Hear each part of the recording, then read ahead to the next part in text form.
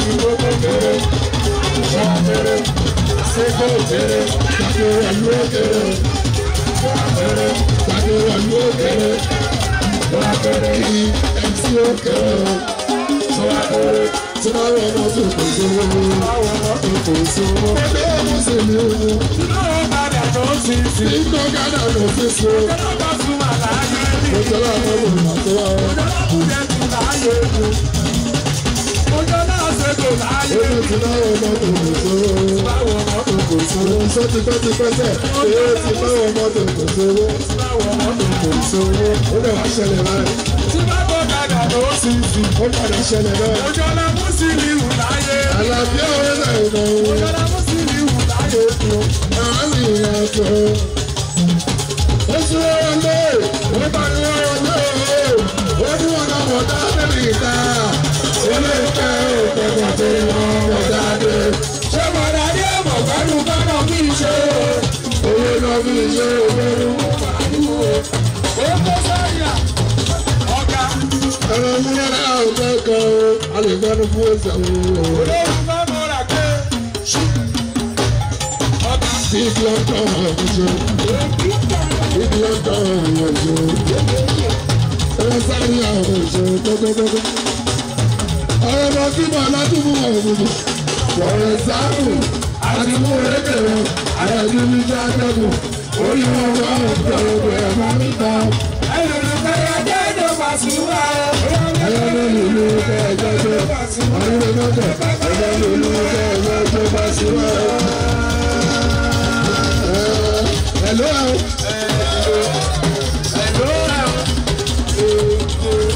Àkòrí dùn ẹsẹ̀ dúkúra. Ṣé ti bá gbé? Tí bá ti gbé, kí ni kí wí? Kí ni kí n sọ? Àkòrí dùn ẹsẹ̀ nífura. Tí bá ti gbé, inú kí n sọ. Ọ̀gá kan ọmọdé mi níyà. Ẹgbẹ̀rún mọ́tò òjò lọ́wọ́. Bọ́ọ̀dì ní gbọ́dọ̀.